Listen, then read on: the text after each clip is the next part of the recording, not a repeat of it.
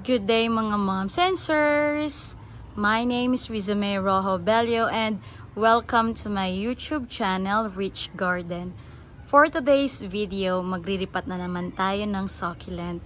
And for this video, yung subject natin na iriripat, itong propagated ko na Graptopetalum Purple Delight. Ayan. Or tawagin na lang natin na PD for short. Super mahangin at super mainit dito ngayon kasi hapon ako nagvi-video. Ayan. Itong Purple Delight, propagation ko to via leaves noong December last year.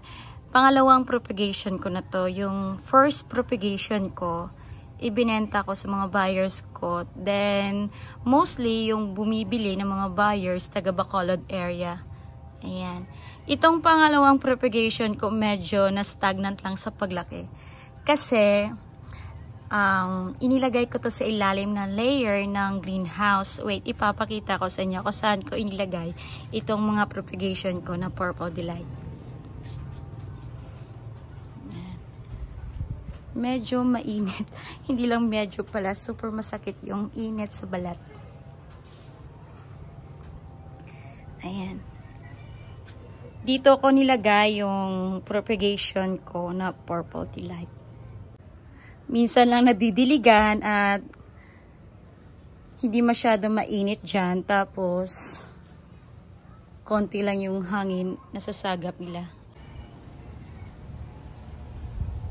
Kasi last time, yung greenhouse namin dito, wala na talagang space. Halos lahat ng mga succulents na nakikita nyo sa labas, yan. Tapos dito sa likod ko, banda. Wait. Diyan. Dati, nasa loob yan ng greenhouse, kaya wala talagang space. Yung mga propagation ko, inilagay ko sa ilalim ng layer.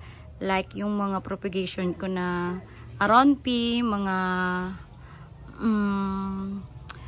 titubans, black prince, ano pa ba? Wait lang. Mga Darly Sunshine, Ghosty, Ghost Plant, tapos yung ibang mga cactus. Tapos isa na yung mga Purple Delight. Marami akong propagation na Purple Delight, kaya yan yung resulta. Ayun. Yan yung resulta. Sandali lang kasi nagbe-blurred. Ayan. Then, nung may mga available na ako na soil mix, mga pots na malalaki, na binili ko sa Bacolod din, ayun, nag-ripat na lang ako. Niripat ko na lang yung mga nagsisilakihang mga succulents. Tapos, sinabay ko na lang din yung propagation ko ng Purple Delight. Niripat ko na lang din. After ko niripat, itong Purple Delight, inilabas ko to sa area kung saan naiinitan at nauulanan sila. Kaya sa ilang months, nanonotice ko, mabilis lang talaga lumaki sila at lumago. At ito na yung resulta nila. Kaya iriripat ko na sila. But, before that, ipapakita ko muna sa inyo yung mother plant ng Purple Delight, kung saan ko sila kinuha. Wait, punta tayo sa corner. Kasi dito ko nilagay yung mother plant ng Purple Delight. Ito yung mother plant na kinuhanan ko ng mga propagation ko. Itong Purple Delight, imported from China, kaya medyo kamahalan lang. Ayan, ito yung pinakamaganda at super trailing na Purple Delight na meron ako dito sa rooftop. Ayan. Tingnan yung pinaka mahabang stem.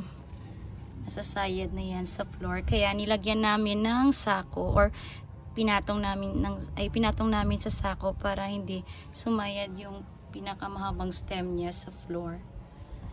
nagpatulong ako sa husband ko that time kasi hindi ko to makayang buhatin kasi super laki. Kaya ko naman buhatin. Ang problema lang, once bubuhatin ko, may mapuputol talaga na stem. Kaya, ayun, nagpatulong ako sa husband ko. Hinintay ko mag-day off yung husband ko para masave silang na ipatong dito sa sako na to. Ayan. May mga Purple Delight din ako na binili from Benguet. And yes, super mura kasi itong Purple Delight, isa ito sa mga common na succulents na mabilis lang alagaan sa lowland. Ayan. Kaya recommendable ito sa mga bagong or mga beginners pa lang kasi hindi ito sensitive sa ulan at init. Kaya marami ako ditong Purple Delight sa rooftop. Isa ito sa pinakamaraming succulents na nandito sa rooftop. Ayan. Ang sagaba lang talaga sa paglaki ng mga Purple Delight dito sa rooftop is yung ibon. Kasi kinakain nila yung leaves. Ayan, nakikita talaga. Ayan, ay sadali. Ayan, nakikita talaga yung mga tinutukan nilang mga dahon. Marami naman akong succulents dito sa labas. Pero bakit yun, ewan kung bakit yung purple delight talaga yung kinakain nila. Ayun, no? Yan lang yan, dyan lang yan talaga sa labas. Tapos ito, binabalik-balikan talaga nila yung purple delight. Ewan ko, siguro matamis talaga yung leaves ng purple delight. Sagana naman yan sa Furadan at Starcol J at Fungicide. Pero ewan, ba't dito bumabalik-balik yung mga ibon? Ayan. Kaya punta na tayo sa mga propagation natin na Purple Delight. Ayan. Pinawesto ko na yung mga pots at nilagyan ko na ng soil mix isa-isa. Then, para madali na lang mag-repot ng mga propagation ko na Purple Delight. Tapos, ito, hindi ko nilagyan kasi ipapakita ko kung paano ko lagyan ng soil mix itong pot. Ayan. Ang old pot na pala to. Ginamit ko last time.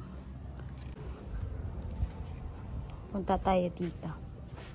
Ayan. Una, nilalagyan ko pala ng filter or net sa ilalim ng pot. Ayan. Para hindi madrain yung soil mix. Tapos, nilalagyan ko ng filler ng Rysal. Ayan. Ganyan.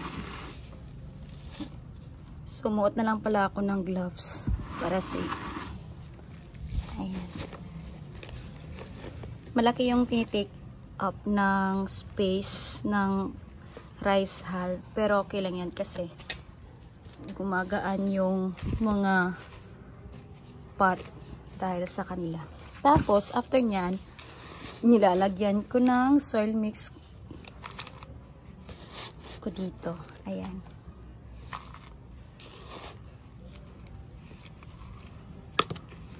Yan lang. Dito na ako magre-repot ng propagation ko na Purple Delight. Ayan. Kaya, magre-repot na tayo. Samahan nyo ako mga moms and sirs.